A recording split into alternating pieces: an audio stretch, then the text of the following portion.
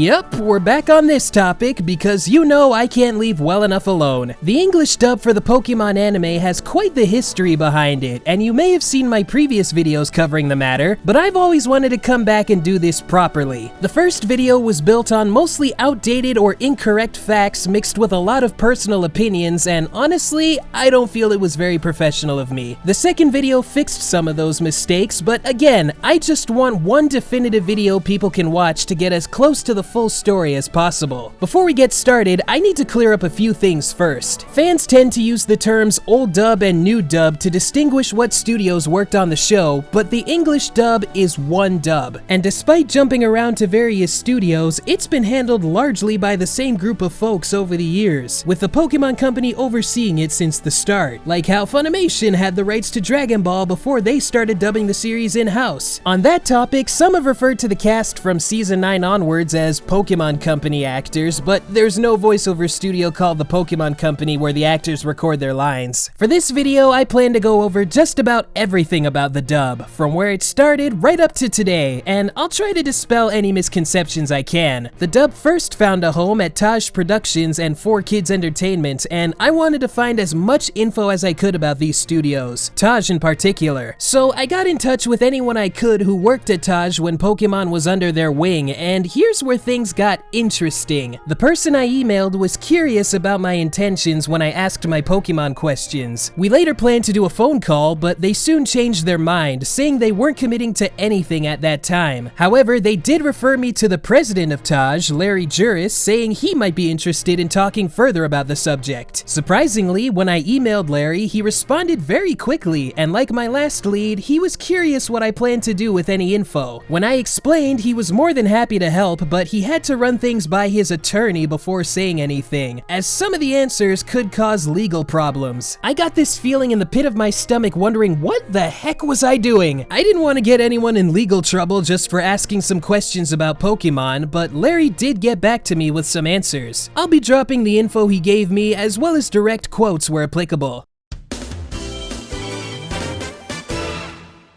When I asked Larry how TAJ got Pokemon, he said it was through, quote, connections and friendships. TAJ started out as a music company that fell into audio and post-production through making original music for anime projects with other companies. Larry sent me a resume to paint a better picture of what TAJ did, and while I knew they were one of the dubbing giants in New York during the 90s, I didn't even know half of that output. They were responsible for recording, scripting, and mixing for the following shows and OVAs: Revolutionary Girl Utena, Grappler Baki, Slayers, Here is Greenwood, Now and Then Here and There, Ping Pong Club, and The Irresponsible Captain Tyler, to name a few. Larry accredited Enoki Films and Central Park Media as being big helps, having a hand in distributing many of the aforementioned products. TAJ also recorded several games like Valkyrie Profile, Shadow Hearts 1 and 3, Lost Kingdoms 2, Silent Hill 4, Bullet Witch, and also contributed to Super Smash Bros. Brawl for obvious reasons. In Pokemon's first season, another studio was also tied to the show, and they were Button Sound Incorporated. They did post-production for the Golf Force OVA, as well as Greenwood and the first 13 episodes of Slayers. They did the same work for Pokemon, and looking at their website, they shared more info about their Poke contributions. They recorded the first batch of 52 episodes in 6 months, but 20 episodes had incorrect and unapproved pronunciations. In just 1 month, they managed to fix those mistakes while still delivering the first season on time. So the next time you hear the Pokédex or a character say a name and it sounds a little off, that may be why. Also, the main supervisor called his daughter Pikachu before anyone even knew what a Pikachu was. Good on you, dude! At this point, I was a bit confused on who did what, so I asked Larry about Buttons and what they did. He said Buttons was an independent studio he used before TAJ built their own studios, and he was forced to drop them when told not to work with them anymore, which happened in Season 2. Like TAJ's other shows, they casted, adapted scripts, mixed, just about everything for Pokemon. For bigger productions like the movies, it's been said by several voice actors that they were done at various studios in Manhattan, one such example being the Brill Building. Larry confirmed this, saying TAJ and 4Kids worked alongside studios well-versed in major film mixing. TAJ was involved with the first 5 movies and their accompanying shorts, Pikachu's Winter Vacation, and the Temple of the Sea movie in in 2007. One area TAJ didn't provide service for was, ironically, music. They did make original music for anime like Hello Kitty and themes for Western shows like Casper and Friends and Baby Huey in the 90s. TAJ also helped produce the cult classic Pokémon Christmas Bash album alongside the show's writers and actors, but aside from that, they were not allowed to be involved with Pokémon's music. That department was done by Rave Music, a studio who had worked with 4Kids many times in the past. They were credited on Pokémon's first 4 seasons and also produced albums like the To Be a Master collection. Rave CEO John Leffler was responsible for much of the soundtrack, from theme songs to background music, composing, lyric writing, singing, you name it. During these seasons, he frequently collaborated with fellow Rave musician John Siegler, and though Leffler and his label were gone by season 5, Siegler stayed on board as he became 4Kids' music director in 2000. From seasons 5 to 8, Siegler produced theme songs with David Rolfe, another Rave musician. He was the lead vocalist for theme songs 4 through 8 and actually played guitar for the very first theme. Alongside Pokémon, TAJ provided their services for other 4Kids shows of the time. Shows like Cubix Robots for Everyone, Tama and Friends, Ultraman Tiga, and the first season of Yu-Gi-Oh! And as an aside, Rave provided music for these shows as well. Pokémon's 5th season was TAJ's last work with 4Kids, their last episode being number 262, You're a Star, Larvitar, near the end of Johto. At this time, 4Kids had built their own in-house facilities, and starting with season 6, did Pokémon by themselves, alongside Yu-Gi-Oh! And many other things. TAJ, however, did record the first 2 episodes of Pokémon Advanced as they aired as a sneak peek months before their proper premiere. Side note, if you're confused about the whole season thing, long story short, Kids WB ordered Pokémon seasons in 52 episodes. A new intro didn't always mean a new season order. If there was a shift to a new region like Johto or a new series like Hoenn in the middle of a season, so be it, 52 episodes. Halfway into season 6, the show's original narrator Roger Parsons left the role, specifically after the 20th Hoenn episode, Brave the Wave. It was here where Mike Pollock filled in as the narrator for the rest of the 4Kids era. Also worth noting, some of TAJ's staff migrated over to 4Kids around this time, namely ADR engineers and voice directors like Jim Malone, Ron London, and Michael Hegney. Now, where does the Pokémon Company fall into all this, you may ask? Well, for the full story, we have to go to the realm of the games.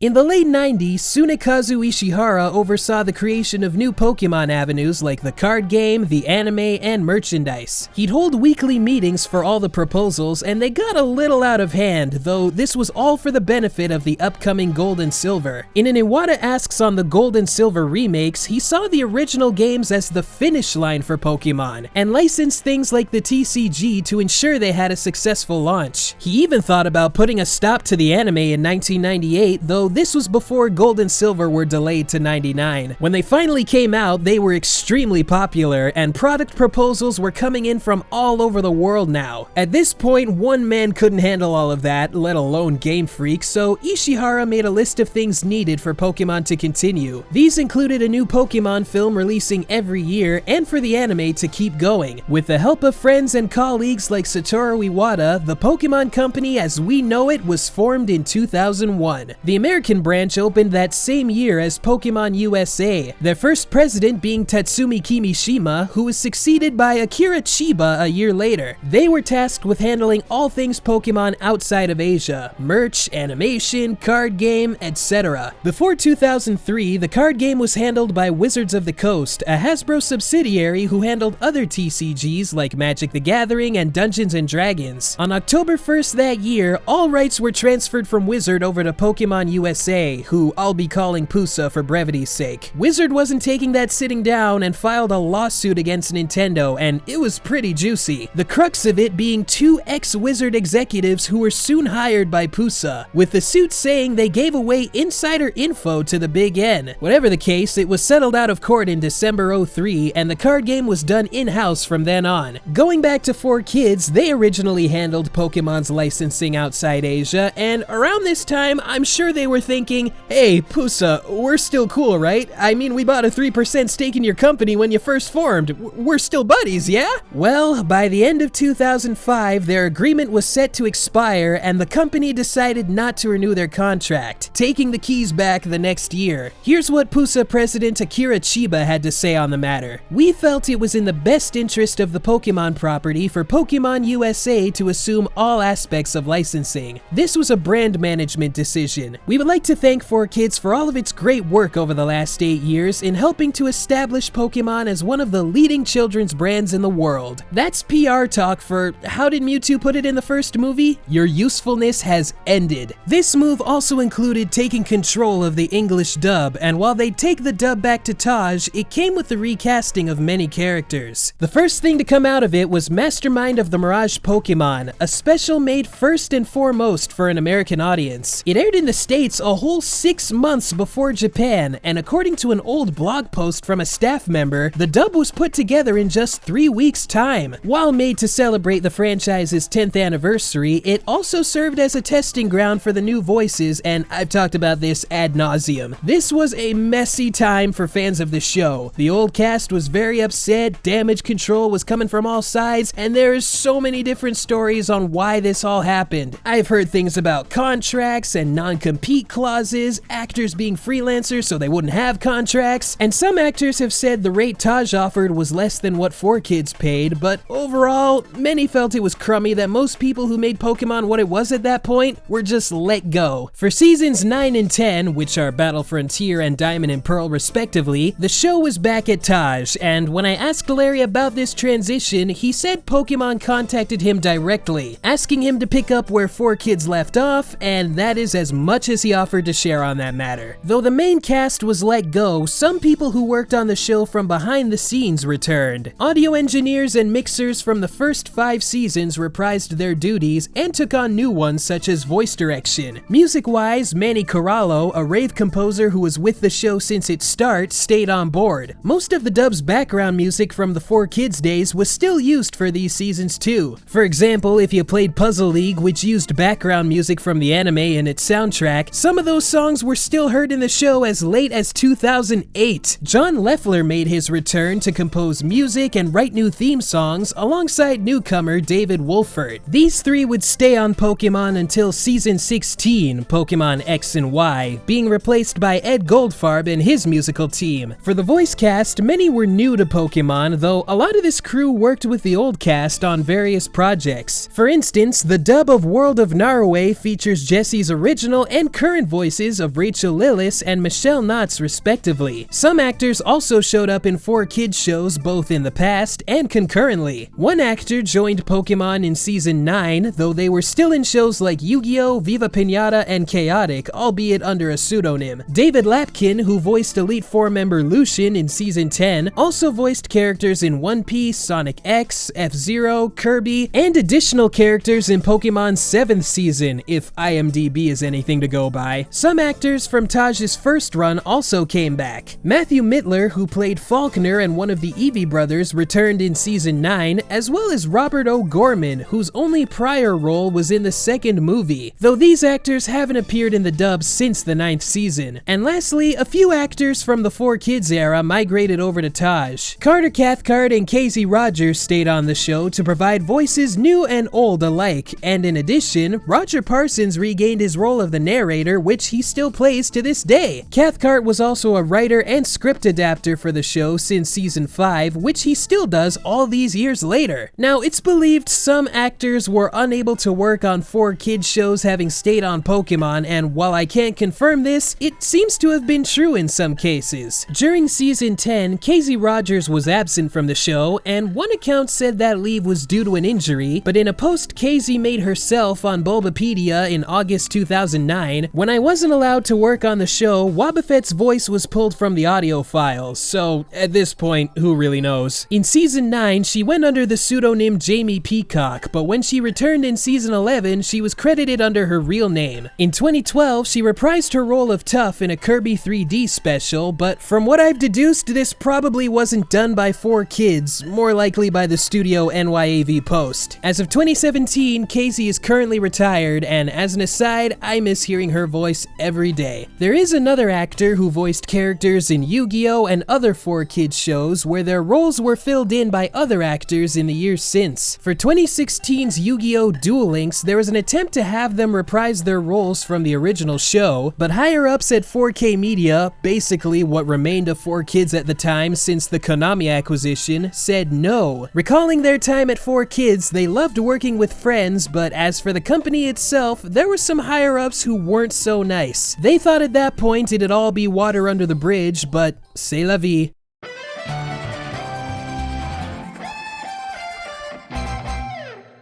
Now, as some of you may know, another studio found their way onto the anime alongside TAJ, and that was DuArt Film and Video. One of their employees, Tom Wayland, previously worked at TAJ as a dub supervisor, ADR guy, and voice director, and did the same stuff at DuArt. At first, they dubbed supplementary material, their first project being 2006's Pokémon Learning League, a flash site where the show's cast taught kids about math, science, online safety, that kind of stuff. The release of 2007's Manaphy movie included the short Pikachu's Island Adventure, and while TAJ dubbed the film, this was done at DuArt. They later dubbed the 10th movie The Rise of Darkrai, which released February 2008, and just a month prior, TAJ announced they'd no longer be dubbing the show. To close on TAJ's time with Pokemon, Larry Juris told me working on Pokemon wasn't a very pleasant experience, and he didn't have many good memories aside from working with his staff who often pulled off the impossible. In his own words, "When we started, it was fun and meaningful. When I met with the creator of the show, I knew why it would be good. When it became very successful on a financial level, it became a whole new job. I never had difficulty working with the Japanese directly. Most was when the head of Pokemon of America retired. It only went downhill from there when Mr. Chiba retired." Akira Chiba stepped down on December 12, 2007, with Kenji Okubo succeeding him January 1st, 2008. News broke of TAJ losing Pokemon just one day into Okubo's tenure, so whatever happened, it looks like it was pretty swift. Some have said that TAJ closed its doors in 2009 with the collapse of New York's anime industry, but Larry told me the company is still around, providing original music for films and the like. 2009 is also when Pusa merged with the Pokemon Company's UK branch, becoming the Pokemon Company International. Okubo still oversees things today and is credited as executive producer for the English dub. DuArt started dubbing the show full-time with season 11, Battle Dimension. This season marked a huge event for the dub as it was when actors from the 4Kids era returned, mostly in new roles and in a few cases some old ones. For the latter, they'd usually only be reprised if 1. Their actor came back to the show, duh, 2. Their character didn't appear the last 2 seasons and received a new voice, and 3. Their replacement left the role or the series altogether. When Casey Rogers came back, she reprised most of her old Pokemon, save for Tailo and Lotad, who were voiced by Carter Cathcart and Bill Rogers in her absence. Diamond and Pearl had 2 big reprisals with Giovanni and Mr. Contesta. Both were voiced by Craig Blair in season 10, though Blair would leave the show at the end of season 12. Giovanni's original voice of Ted Lewis returned in season 11, and when the character appeared that season, Lewis reprised the role and still plays him today. Mike Pollock also returned at that time, but it wasn't until season 13 where he regained the role of Contesta. DuArt was also responsible for dubbing the PokePark Wii game, several game trailers, and the show had a home here for nearly 12 years. Season 22, Sun and Moon Ultra Legends, would be their last work, and their final movie was Mewtwo Strikes Back Evolution. From season 23 to the present day, the dub has both a New York and Los Angeles-based cast, with 2 studios to handle the job. Goldcrest Post handles everything on the New York side, with Iuno Media doing the LA branch. One of Goldcrest's ADR engineers, Alan Gus, is a DuArt alumni and has been with Pokemon since X and Y. This expansion has also allowed actors who have moved to LA to return to the show, including original cast members like Megan Hollingsheed and Tara Sands, both marking their return to Pokemon after 16 years. Just this year, Iuno merged with the studio SDI Media to become Iuno SDI. SDI TAJ actually produces the Pokémon dub for practically every other market in the world save for a few in Asia, and were previously responsible for the Pokémon Origins dub, the first notable Pokémon project not done in New York. Since then, it seems everything not tied to the anime, like Generations, Detective Pikachu, Twilight Wings, Masters, and New Pokémon Snap, is done in LA. Now, there's one last area of interest that I brought up in my second dub video, and it had to do with how music was used in the dub, and I just wanted to share some quote-unquote new findings. Like I said earlier, the dub has its own soundtrack used alongside the original Japanese one. It was common for dubs to use their own music in the late 90s to mid 2000s, but it's pretty rare to see today, and Pokémon sticks out as one of the few big shows to still do this. There have been many theories as to why this is, but the most sound is pretty simple: money. Not even a theory really, it's straight up fact. According to 4Kids alumni Eric Stewart, who's been on both sides of the voiceover glass, licensing plays a big part, as he explained during a panel in 2019. For Pokémon, most dubs outside Asia are based on the English dub. When the show aired in different countries, the voices would be replaced with the region's own actors, but the music was carried over, so 4Kids still made money through licensing it out. There's also dubs that retain English Pokémon voices, usually if their names go untranslated. The Pokémon Company kept this tradition going, and though fans may have issues with it, myself included, it makes sense. They're a business. They're in the business to make money. And that's what this whole history of the dub equates to. It's just business. Throughout this video, there's been many examples of people working together, building themselves up, and going their separate ways when money was on the table. I don't blame anyone for doing what they did. We're all just people, and I'm sure folks did what they thought was the best course of action, either for work, their friends, their families, whatever. Quite some time has passed since those days, so now I hope we can all look back on what this dub's gone through and just say, man, that is pretty wild, or wow, I never knew all that. And currently, I think the dub is in a pretty good place and hope things stay the way they are for a good long while. Sans music, but that is neither here nor there. If I list every problem I have with bigwig companies, especially Pokemon's, we're gonna be here all day.